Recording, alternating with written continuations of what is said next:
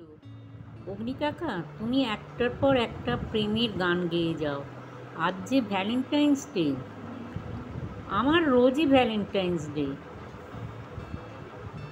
তারপরেই রুরুকে বললেন, বাংলা ব্যান্ডের সেই গানটা তুই গা না। কোন ব্যান্ড? আহা, নাম টাম সব ভুলে যাই আজকাল। অনিন্দর ব্যান্ড রে। ও, গান ভালোবেসে গান। Right you are. ওরা বললেন, চিজ টোস্টগুলো, অমৃতি এবং হিঙের কচুরি সব যে ঠান্ডা হয়ে গেল। আগে সকলে খেয়ে নাও, তারপর গান হবে।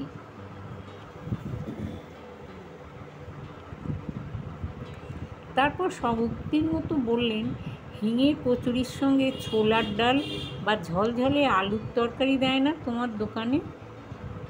আমার দোকান হলে অবশ্যই দিত। কতদিন বলছি তোমাকে যে চলো আমরা একটা চায়ের দোকান দিই।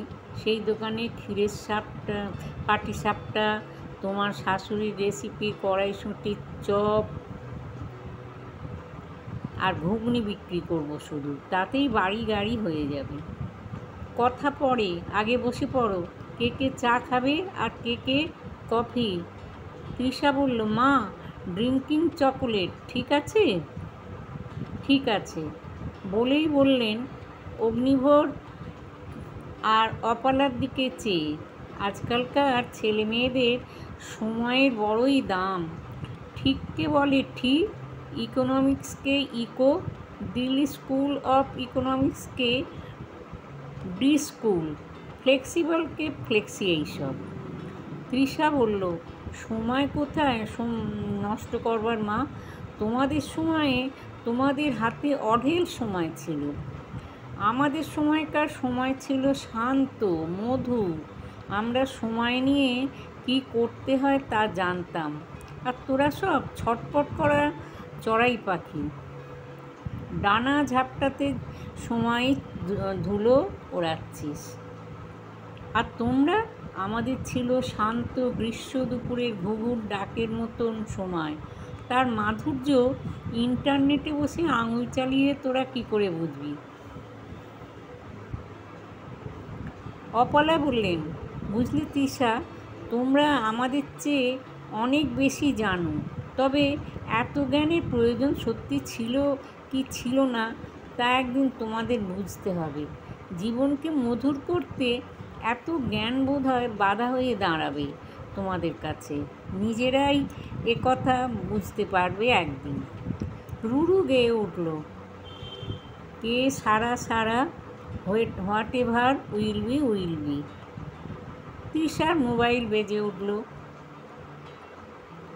সেটটার দিকে তাকিয়ে বোতাম টিপে বলল, হর্ষদ, আবার কি হলো? না, ফুল তো আসেনি এখনো। পাঠিয়েছ যখন আসবে নিশ্চয়ই। আমরা এখন ব্রেকফাস্ট করছি জমিয়ে। অগ্নি কাকা, অপলা মাসি সব এসেছেন। চুমকি তো রাতে ছিলই। রুরু আর কোথায় যাবে? এখনও তো ডানা গজায়নি ও। আমি তোমাকে পরে ফোন করছি, বাই। ব্রেকফাস্ট খাওয়ার পরে ওরা সকলে বসার ঘরে এসে বসেছে। সকলের অনুরোধে অগ্নিভ গান ধরেছেন। প্রণয় পরম রত্ন, যত্ন করে রেখো তারে, বিচ্ছেদ তস্করে আসে যেন কোনো রূপে নাহি হরে। অনেক প্রতিবাদী তার, হারালে আর পাওয়া ভার, কখন যে সে হয় কার কে বা বলিতে পারে। অপলা বললেন, এটা কার গান? নিধুবাবু। আবার কার? রামনিধি গুপ্ত, যিনি বাংলা টপ্পার জনক। নিধুবাবু অত্যন্ত বড় মাপের কবিও ছিলেন। ওর গানে যেমন ফানিং তেমন কম রচয়িতার গানেই দেখা যায়। উদ্ভাবনও তেমন, শব্দচয়নও তেমন। যেমন অপ্রণয়ে এই শব্দটি। ওরা বললেন, একটি গানে বাসনা কুসুম শব্দটি পেয়েছিলাম। ওটিও কি নিধুবাবুর? না, বোধ হয় ইফফাত আর খানের গলাতে। তখন উনি দেওয়ান ছিলেন না। এই শব্দটি একটি গানে পেয়েছিলাম।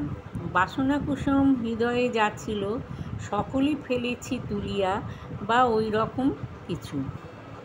চুমকি বলল, ভ্যালেন্টাইন্স ডেতে আরও কিছু প্রেমের গান হোক অগ্নিকাকা, তারপর অরামাসি রবীন্দ্রসঙ্গীত বা অতুপ্রসাদ গাইবেন। আজ আমার গলাটা ভালো নেই, তোমরা কেউ আমার গলাতে 3টে চুমু খাও তো, ঠিক হয়ে যাবে। অগ্নিভ বলল। কার চুমু খাবেন? চুমু তো সকলেরই খেতে ইচ্ছে করে, যে খাবে খাও। তবে আমিই খাচ্ছি, চুমকি বলল। একে বলে চুমু থেরাপি। সব রোগের চিকিৎসা করা যায় এই থেরাপিতে, বুঝেছ? এত আপনি শিখলেন কোথায়? অপালা বলল। এই এক জীবনে কম কিছু তো করলাম না। অরাদের দেশ হাজারিবাগে আমার এক মুসলমান গুরু ছিলেন। বাওয়ার্চিকে বাওয়ার্চি, হেকিমকে হেকিম, ইত্তরওয়ালাকে ইত্তরওয়ালা, তার কাছ থেকে এইসব বিদ্যা শিখেছি। আমি আর আশিস যখন হাজারিবাগে তোর মাকে দেখতে যাই, মানে আমি আর তোর বাবা কাকাবাবু মেয়ে পছন্দ করার পরে তখন তোর মাকে দেখতে যাই, মানে আমি আর তোর বাবা কাকাবাবুর মেয়ে পছন্দ হয়ে গিয়েছিল, তখন আশিসের সঙ্গে তার আলাপ করিয়ে দিয়েছিলাম। হাজারিবাগ তো আমার পুরনো ঠেক, খুব মজা হয়েছিল সেবারে। আমরা কানহারি পাহাড়ের মাথার ওপরের বনবাংলোতে ছিলাম। তৃষা বলল, চলুন না অগ্নিকাকা, আমাদের সকলকে নিয়ে একবার হাজারিবাগে। মামা বাড়ি তো আর নেই, দিদিমা তো আগেই চলে গেছিলেন। দাদুর মৃত্যুর পরে তো বাড়ি বিক্রি হয়ে গেছে। বড় মামা স্টেটসে চলে গেলেন পাকাপাকি, বাড়ি দেখাশোনারও কেউ ছিল না। মামার কাছে শুনেছি কানহারি হিল রোডে ছিল সেই বাড়ি। মা তো এখনও নস্টালজিক। লাল মাটি, শালবন, কানহারি, সীতাগড়া আর সিলওয়ার পাহাড় ঘেরা হাজারিবাগের কথা উঠলেই মায়ের চোখ এখনও ছলছল করে। চলো একবার সকলে মিলে যাওয়া যাবে। রাজডেরোয়া ন্যাশনাল পার্কের উল্টো দিকে শালপর্ণি বলে একটা দোতলা রেস্ট হাউস বানিয়েছে বনবিভাগ। কাছেই ঝর্ণাও আছে। চড়ুইভাতি করার আইডিয়াল জায়গা। তবে তোরা সকলেই যা ব্যস্ত, তোদের সকলকে একসঙ্গে একই সময়ে পাওয়াই তো অসম্ভব। আমি তো রিটায়ার্ড বুড়ো, আমার অঢেল সময়, গেলেই হলো। চুমকি বলল, বড় বেশি কথা হচ্ছে, গান শুরু করো অগ্নিকাকা। চুমুটা খা আগে, বললাম না গলা খারাপ। চুমকি উঠে এসে নিচু হয়ে অগ্নিভোর গলাতে গুনে গুনে 1, 2, 3 করে 3টি চুমু খেলো। অগ্নি একবার গলা খাঁকারি দিয়ে বলল, বাহ, ওষুধে কাজ হলো বেশ, বলেই শুরু করলেন, সে কেন রে করে অপ্রণয়, তার উচিত নয়। ওগো তারি সনে কভু বিচ্ছেদ নয়। কখন কি বলেছি মানে, আমার আজ কি তা আছে মনে? ওগো তাই বলে কি মানে অভিমানে রইতে হয়? সে কেন রে করে অপ্রণয়? সখী গো বলো তারে, বলো গিয়ে বুঝাইয়ে। ওগো পীড়িতি করিতে গেলে সুখ দুঃখ সইতে হয়। সে কেন রে করে অপ্রণয়, তার উচিত নয়। সকলে হৈ হৈ করে বাহবা দিল। অগ্নি বললেন, আজ আর নয়। রবীন্দ্রনাথ বলেছিলেন না, ভালো জিনিস অল্প বলিয়াই ভালো। তৃষা বলল, এবারে অপলামাসি তুমি একটা গান গাও। মাথা খারাপ এই গানের পরে? তার চেয়ে চল সকলে মিলে কোরাস গাই একটা। কোন গান গাইব ওরা? তবে কোরাস নয়, তুই একাই গা। তা হবে না, তোরও গলা দিতে হবে। ধর তো তুই। অপালা গান ধরল। খেলা যখন ছিল তোমার সামনে, তখন কে তুমি তাকে জানতো, ছিল না ভয়, ছিল না লাজ মনে, জীবন বয়ে যেত অশান্ত। ওরার স্কুলে এখন ওকেই হেডমিস্ট্রেসের কাজ করতে হয়, যদিও ডেজিগনেশন সিনিয়র টিচার।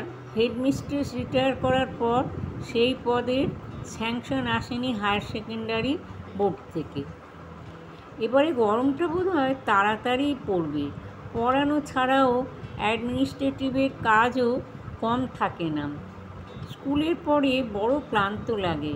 একটা গাড়ি থাকলে বেশ হতো, কিন্তু ভালোভাবে বাঁচতে আজকাল যা খরচ, তাতে ওর পক্ষে গাড়ি কেনা সম্ভব নয়। গাড়ি কেনাটা আজকালকার অতি সহজ, কিন্তু ড্রাইভারের মাইনে, রানিং কস্ট, এসবের অনেকই টাকার দরকার। ওর স্কুলের দুজন টিচার গাড়ি কিনে কিছুদিন পরে অনেক টাকা গচ্চা দিয়ে গাড়ি বিক্রি করে দিতে বাধ্য হয়েছে।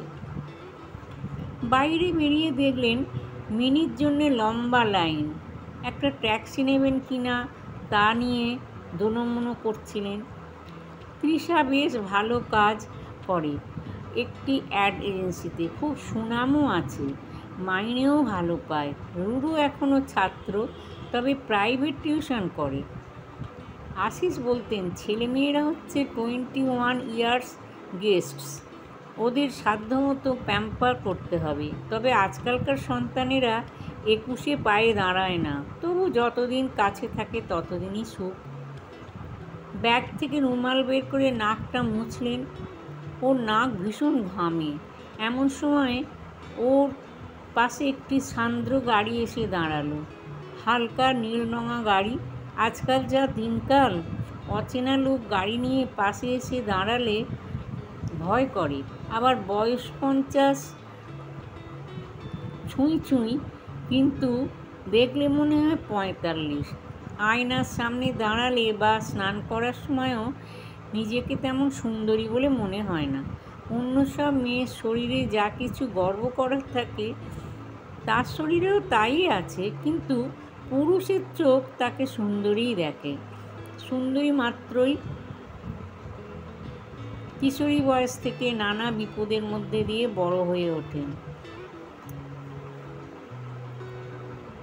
এইসব বিপদের কথা শুধুমাত্র মেয়েরাই জানে, কখনো অপালাকে বলেননি। একদিন তার মহাদেব স্বামী ঘোষাইও একা বাড়িতে অরাকে বুকিয়ে জড়িয়ে ধরেছিলেন। প্রেমহীন শরীরে কখনো আকর্ষণ বোধ করেননি ওরা। এক ধাক্কা দিয়ে সরিয়ে দিয়েছিলেন ঘোষ সাহেবকে। তারপর থেকে অবশ্য আর কখনো দুঃসাহস দেখাননি। দুশ্চরিত্র পুরুষ মাত্রই ভীরু হয়, এমনই বিশ্বাস হয়েছে তার জীবনের মধ্য গগনে পৌঁছে। উঠে এসো ওরা, স্টিয়ারিংয়ে বসা অগ্নিভ বললেন। এ কি, গাড়ি কবে কিনলে? আজই ডেলিভারি পেয়েছি। বাঁদিকে দরজাটা ঠেলে খুলে দিলেন অগ্নিভ। সামনের সিটে বসতে বসতে ওরা বললেন, গাড়ি কেনার কী দরকার ছিল? কী এমন দরকার তোমার গাড়ির? আমি কি আমার জন্য কিনেছি? গাড়ি ফার্স্ট গিয়ারে দিয়ে বললেন অগ্নিভ। তবে কার জন্য কিনেছ? তোমার জন্যে। আনন্দে ও গর্বে ওরার মুখটি উদ্ভাসিত হয়ে উঠল। বলল, বাজে কথা বলার জায়গা পাও না? সত্যি বলছি, তোমাদের বাড়িতে তো একটা গ্যারাজও আছে।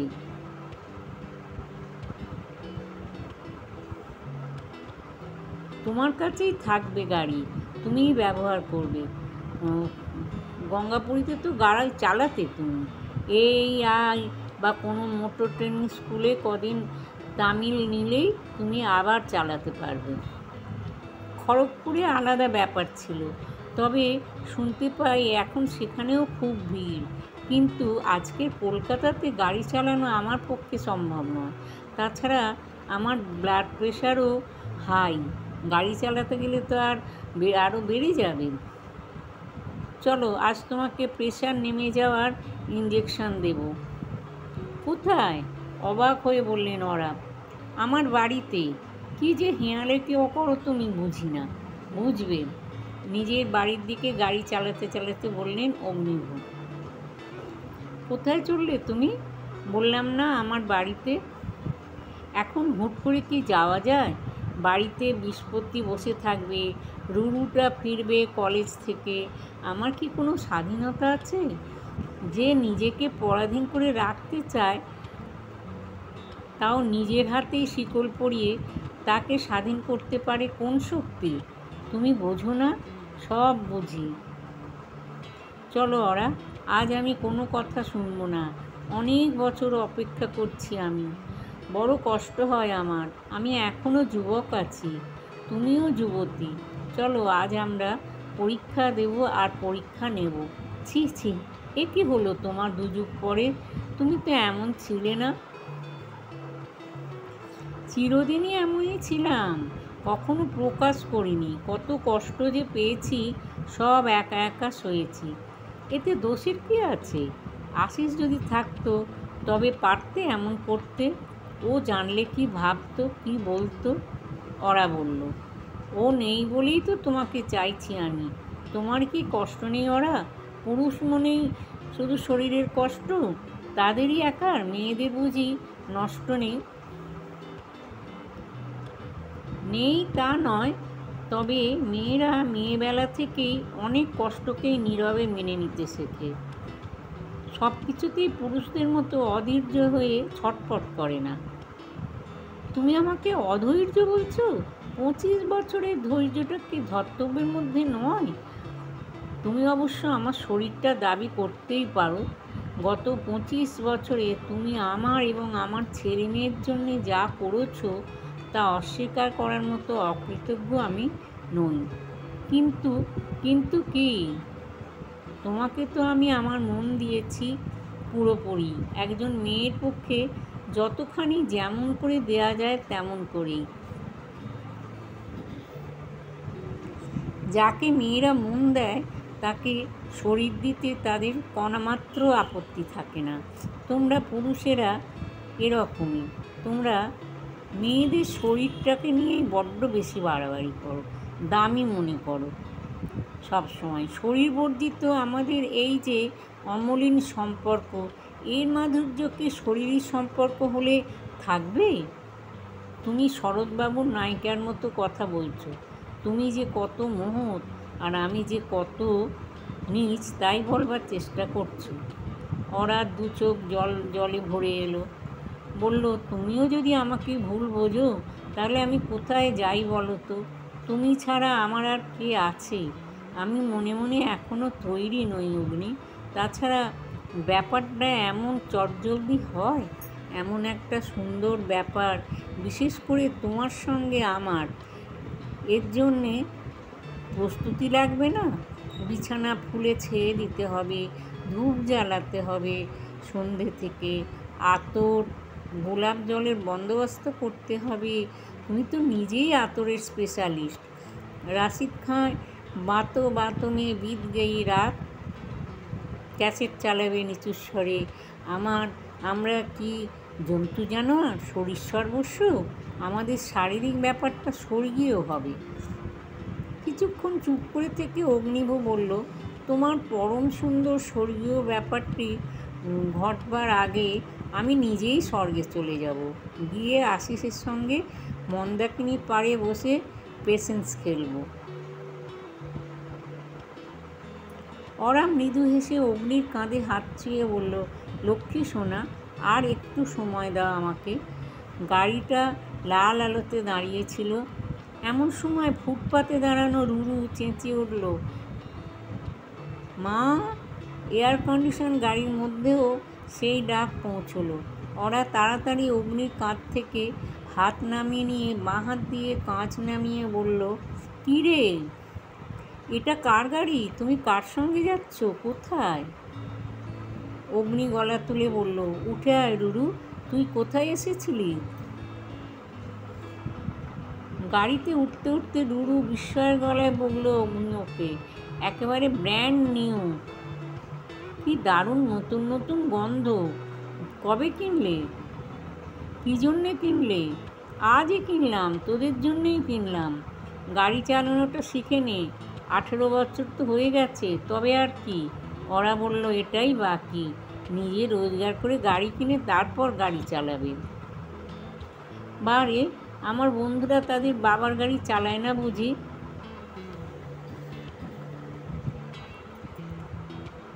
অগ্নিকাকা তোর বাবা নন। বাবার মতো তো। বাবার মতো আর বাবায় তফাৎ থাকে। অগ্নিবর চোয়ালটা শক্ত হয়ে গেল। কোথায় যাচ্ছ অগ্নিকাকা? মাকে কোথায় পেলে? তোর মাকে দেখলাম স্কুলের সামনে বাসের জন্য অপেক্ষা করছে, তাই নতুন গাড়িতে তুলে নিয়ে বললাম আমার বাড়ি চলো, বিরিয়ানি আনিয়ে খেয়ে সেলিব্রেট করব। বাহরে, আমরা বুঝি বাদ? দিদি শুনলেও ফায়ার হয়ে যাবে। তাহলে আজ থাক, চল তোদের নামিয়েই দিয়ে আসি বাড়িতে। তাহলে পার্টিটা কবে হচ্ছে? তোরা যেদিন বলবি সেদিনই হবে।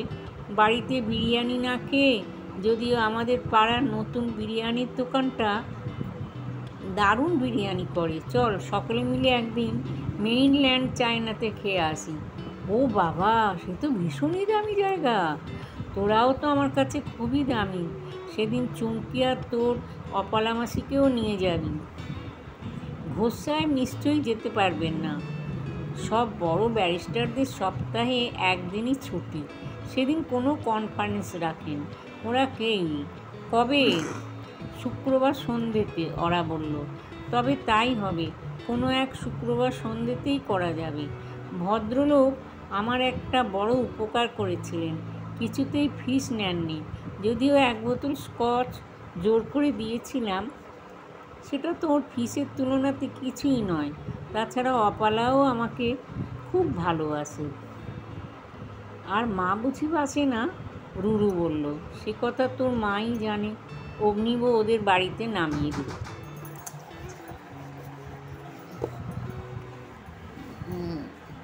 ওরা বলল, এক কাপ চা খেয়ে যাবে না? তুমি তো জানো যে যখন তখন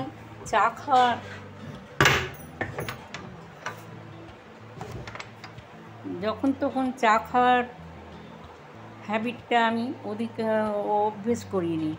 অধিকাংশ সময়ই আমি চা খাই না।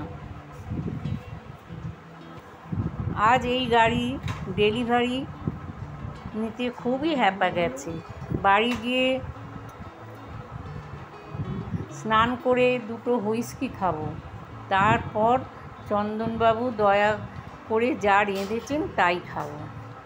আমার এখানে হুইস্কি টুইস্কি নেই, তবে খেয়ে যেতে পারো এখানে। আর চাউমিন আর ধোঁকার ডালনা করতে বলেছি বৃহস্পতিকে।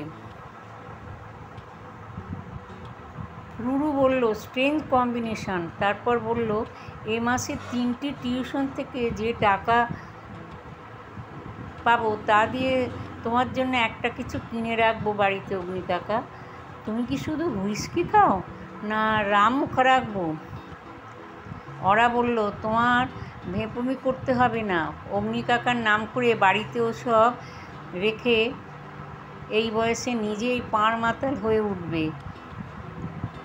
রুরু বলল, মা, আমাদের বন্ধুরা যে জলীয় তো বটেই, আরও কত কিছু খায় তা জানো? তোমার হীরের টুকরো ছেলেকে ওসব বলো না। গাড়ি থামিয়ে অগ্নি বলল, নামো এবারে। তারপর বলল, আমার গাড়ির কী দরকার? তোদের গ্যারেজটা পরিষ্কার করে রাখিস রুরু। একজন ভালো ও বয়স্ক ড্রাইভার পেলে গাড়িটাকে তোদের বাড়িতে রাখবো। তোদেরও তোদের মায়ের সুবিধে হবে। দিনে দিনে যা অবস্থা হচ্ছে কলকাতা শহরের, বাসে মিনি বাসে যেতে তো কালঘাম ছুটে যায়। তোদের ফ্ল্যাটের গ্যারেজটা তো খালিই পড়ে থাকে। ওরাও গাড়ি থেকে নেমে দাঁড়ালো। অগ্নি ডান হাত স্টিয়ারিংয়ে রেখে বাঁ হাত তুলে বলল, চললাম। বিদায় সম্ভাষণটা ওরাকে বলল না রুরুকে, ওরা ঠিক বুঝতে পারল না। একটা মস্ত দীর্ঘশ্বাস পড়ল তার। গাড়ির ব্যাকলাইটের আলোটা অন্য গাড়ির ভিড়ে হারিয়ে না যাওয়া অবধি ফুটপাতে স্থানুর মতো দাঁড়িয়ে রইল ওরা। রুরু ডাকলো, মা। রুরুর ডাকে সম্বিত ফিরল ওরা।